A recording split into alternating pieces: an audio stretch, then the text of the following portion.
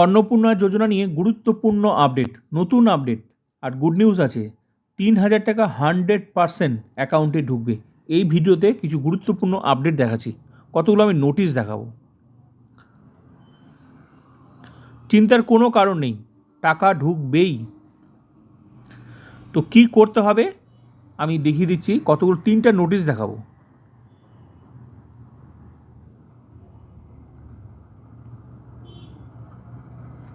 কাদের করতে হবে, আশা করি এই ভিডিওটা দেখলে আর কোনো সমস্যা হবে না, কোনো চিন্তা হবে না। তো কাদের করতে হবে, কি করতে হবে। অন্নপূর্ণা যোজনায় যদি রিজেক্ট দেখায়, তারপর যদি ফর ফার্দার ভেরিফিকেশনের সাথে কোনো কারণ উল্লেখ থাকে, যেমন government employee, ASDD, income tax, এরকম কোনো কারণ দেখায়, তাহলে ক্লেম অ্যান্ড অবজেকশনে গিয়ে ক্লেম করতে হবে। ক্লিয়ার? এগুলো দেখালে কি করতে হবে, ক্লেম অ্যান্ড অবজেকশনে গিয়ে ক্লেম করতে হবে। নেক্সট, যদি ফর ফার্দার ভেরিফিকেশন এবং আন্ডার প্রসেস দেখায়, যদি এটা দেখায় for further verification and under process দেখায়, তাহলে আপাতত কিছু করতে হবে না। ক্লিয়ার? এবার নেক্সট নোটিশ দেখাচ্ছি আমি। 3টা নোটিশ ভীষণ গুরুত্বপূর্ণ। এই নোটিশটা আমি দেখাচ্ছি step by step.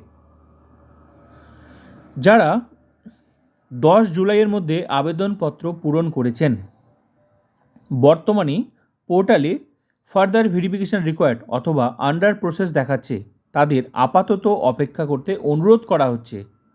Lot wise অর্থ ছাড়া হচ্ছে এবং যোগ্য উপভোক্তাদের অ্যাকাউন্টে আগামী দিনে অর্থ জমা হওয়ার সম্ভাবনা রয়েছে। ক্লিয়ার?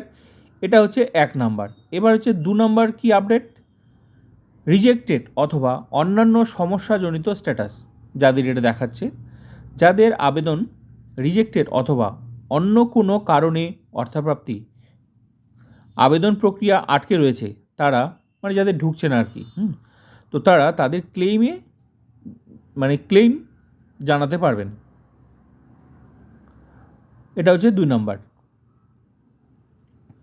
3 নাম্বার, ক্লেম অবজেকশন জানানোর পদ্ধতি। কোথায় জানাতে হবে, এই ওয়েবসাইটে গিয়ে, মানে অন্নপূর্ণা যোজনার ওয়েবসাইটে গিয়ে ক্লেম করতে হবে। এখানে ওয়েবসাইট দেওয়া আছে, ঠিক আছে। 4 নাম্বার, অযোগ্য উপভোক্তার বিষয়ে অবজেকশন। যদি মনে হয় যে পাশের বাড়ি কেউ মানে এই অন্নপূর্ণা যোজনার টাকা পাওয়ার যোগ্য না অথচ পাচ্ছে, তাহলে ক্লেম করা যাবে, তার নামে তার নামে অবজেকশন জানানো যাবে। ঠিক আছে, এই পোর্টালে গিয়ে অবজেকশন জানানো যাবে। এই পোর্টালে গিয়ে যে পাশের বাড়ি, তার ডিটেলস দিতে হবে যে আমি পাচ্ছি না অথচ আমি যোগ্য, আমি পাচ্ছি না অথচ পাশের বাড়ি সে যোগ্য না, সে টাকা পাচ্ছে, সেই বিষয়ে অবজেকশন জানানো যাবে। 5 নাম্বার, আবেদনপত্রে ভুল থাকলে কী করতে হবে, আবেদনপত্র পূরণের সময় কোনো তথ্য ভুল হয়ে থাকলে তা নিয়ে চিন্তার কোনো কারণ নেই। যাচাই সাপেক্ষে ব্লক অফিসের মাধ্যমে প্রয়োজনীয় সংশোধনের ব্যবস্থা করা হবে।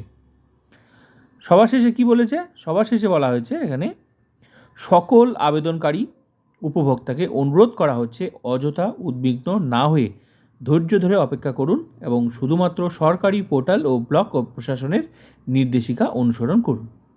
তো চিন্তার কোনো কারণে, টাকা যোগ্য হলে টাকা ঢুকবেই। ভেরিফিকেশনগুলো হচ্ছে এই জন্যই টাকাগুলো ঢুকছে না, ঠিক আছে, কিন্তু হবেই। আর সরকারও কিন্তু, মুখ্যমন্ত্রীও জানিয়েও দিয়েছে, প্রয়োজনে আরও বরাদ্দ হবে, কিন্তু যোগ্য টাকা পাবেই, বঞ্চিত হবে না।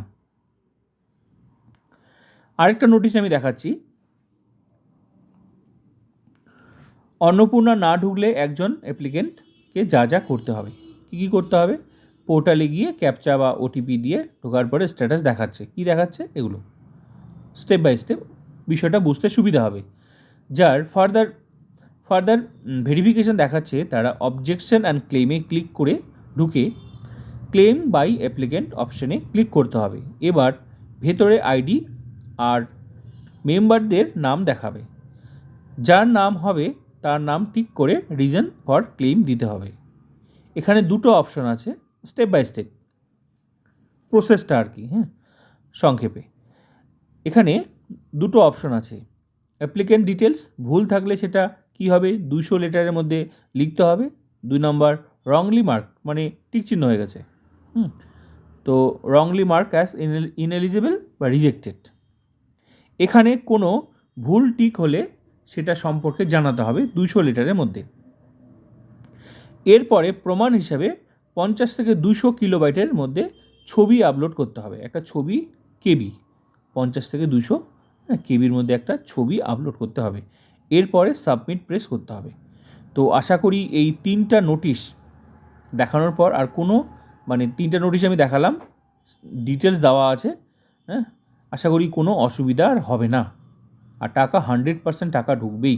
যোগ্য হলে, সরকার কিন্তু জানিয়ে দিয়েছে, যোগ্য হলে 3000 টাকা অ্যাকাউন্টে ঢুকবেই। তো 3টা নোটিশে ডিটেলস দেওয়া আছে, আমি প্রত্যেকটাই শেয়ার করলাম। তো ভিডিওটা ভালো লাগলে like, comment, subscribe and share.